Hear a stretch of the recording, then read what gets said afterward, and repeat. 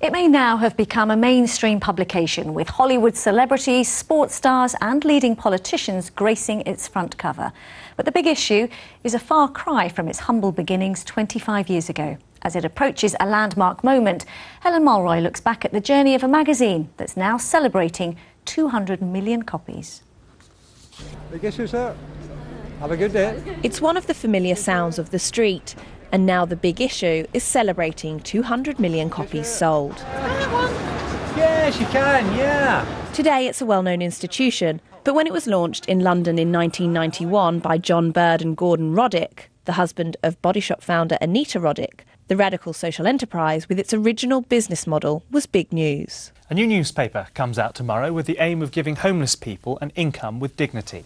The magazine has offered employment to homeless or marginalised people for 25 years. Over that time, it's enabled the poorest in our society to earn more than £100 million. But the magazine offers more than just an opportunity to make money. Most people think of it in terms of, getting a couple of quid and the financial benefits that may accrue.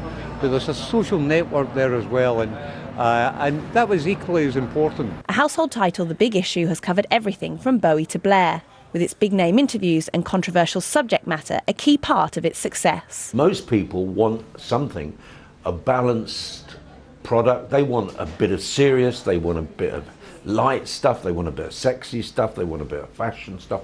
So we've done that. When the magazine launched in 1991, the first ever vendors sold the first ever copies here in Trafalgar Square. Now, over a quarter of a century on, The Big Issue is a global brand. Different versions are published in 10 different countries across the world. It's also paved the way for street magazines and street papers in 120 nations across the globe.